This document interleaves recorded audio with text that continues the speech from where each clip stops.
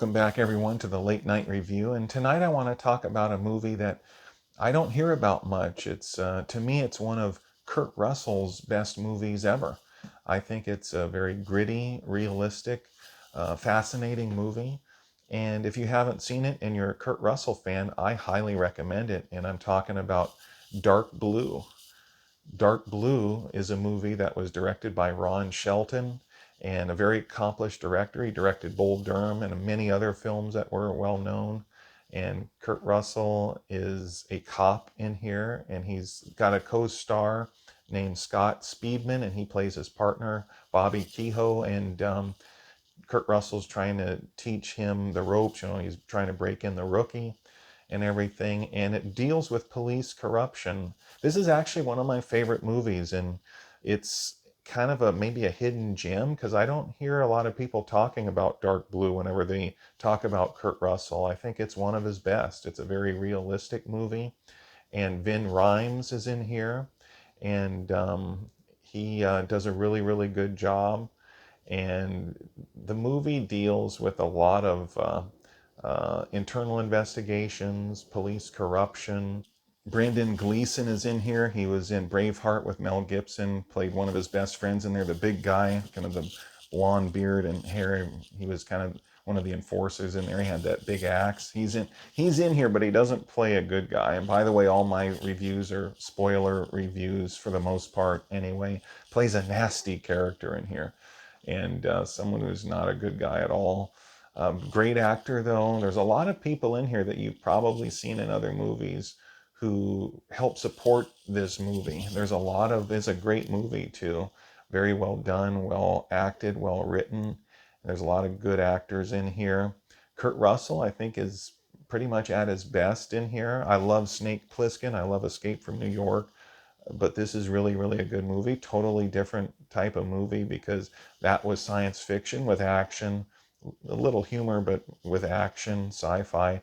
This is a gritty, realistic police drama. It's set during the LA, right before the LA riots, and then towards the end of the movie, it gets into the LA riots, and it's a very interesting plot. Kurt Russell is going out and he's killing certain criminals who are guilty of horrible crimes. He's operating outside the law. He's trying to teach his new partner how to do it.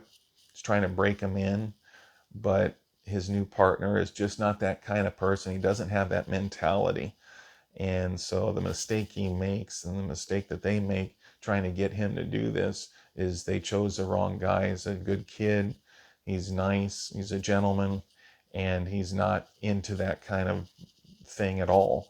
And they try to push him into it, and his conscience bothers him. And it's really interesting how that plays out. It's really a fun, well, I'm not going to say a fun movie. Not That's the wrong word. It's a fascinating movie. It's interesting.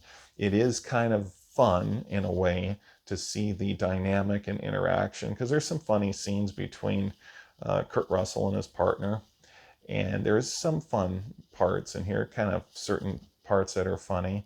But the movie in its totality is not a fun movie. It's a disturbing movie. I want to make that real clear. It's a disturbing movie.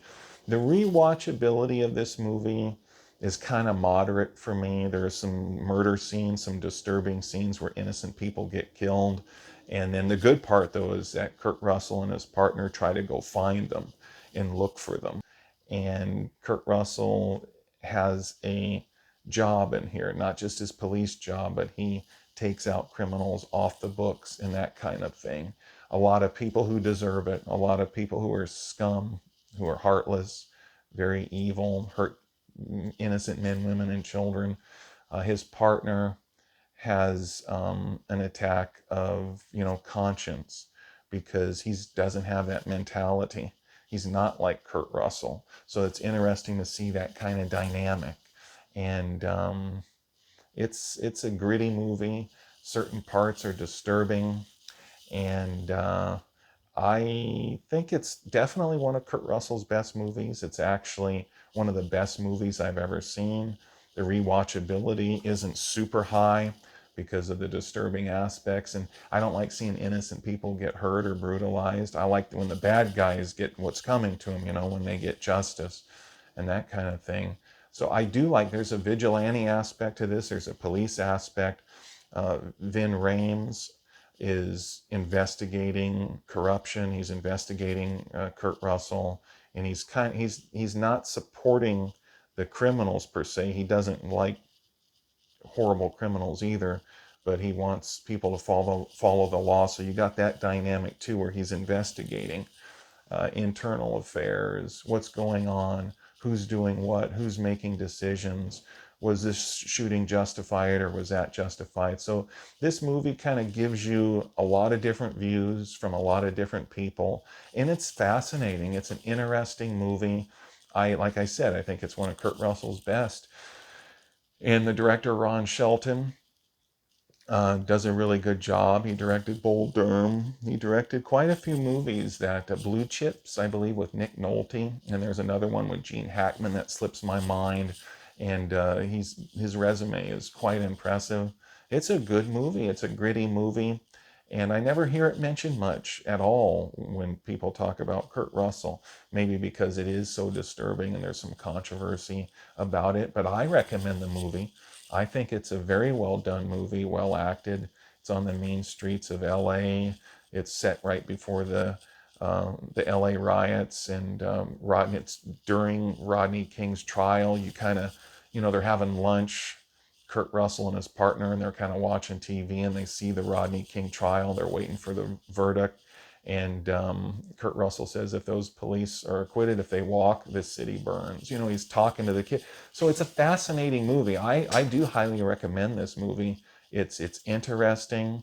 It's very, very, it takes me back, because when I was a kid, I saw that on the news too, and what was going on. So this movie deals with the law, police brutality, right and wrong, giving you multiple angles on what should be done, and asks different questions, and probably different questions will come up in your mind about law and order and justice, and it explores it in a very interesting way. So I highly recommend it. It's one of the best police dramas that I've ever seen, and it's actually the New Centurions with Stacy Keach and the great George C. Scott. They're both great.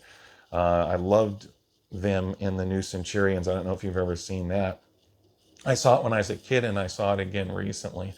Maybe I'll do a review of that one day on my channel. We'll see. But George C. Scott was so great in the New Centurions. It's kind of like that, but this is more disturbing than that. They're both disturbing movies, and they both have some humor a little bit in both movies. But Dark Blue is dark blue. It's dark. It's a pretty dark movie, but interesting, and I highly recommend it. It's one of Kurt Russell's best films, I think. This movie has a good pace. It's not slow at all. There's a lot of investigation, the chase, trying to figure out who did what.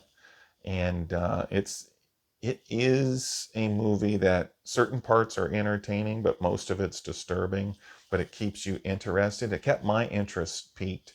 It's a 2002 film. I thought it was 2000, but it was a 2002 film when I checked it out. I thought it was the year 2000, but it's not. It's 2002. And it is a movie that is not slow at all.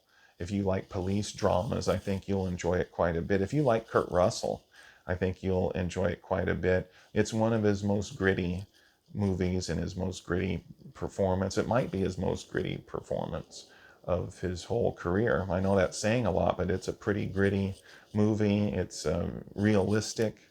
It's thought-provoking. There's good action in here. A lot of things make sense. You kind of have to figure out who's doing what. There's betrayal. There's a lot of underhanded things going on. There's a lot of times where Kurt Russell, he's kind of thinking about who's doing what, and there's a reveal later. His friend, he thought it was his friend, actually ends up trying to kill him using two hardened criminals, and Kurt Russell actually beats them both. One of them ends up dead, and the other one he takes in. In the movies, the ending is pretty decent. There's a couple pretty sad scenes in here. Kurt Russell's partner, like Kurt Russell said, he had a good heart and it cost him, and he's dead. The kid did good, but he just was not cut out for what they were trying to force him to do. And he was a pretty decent guy, and he paid for it. And the movie ends pretty dramatically, sad. Kurt Russell goes after the people who killed his partner, and his partner got killed not just because he was a pretty decent guy, but he was ambushed.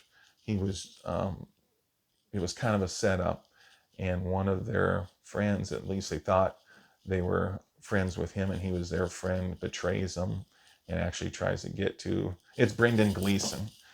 This is a spoiler review. Brendan Gleeson is really a bad guy behind the scenes. They're all supposed to be close, and he ends up trying to get Kurt Russell killed using these two criminals. And yes, he's corrupt. Brendan Gleeson plays a corrupt character, but he's a good actor. He's believable.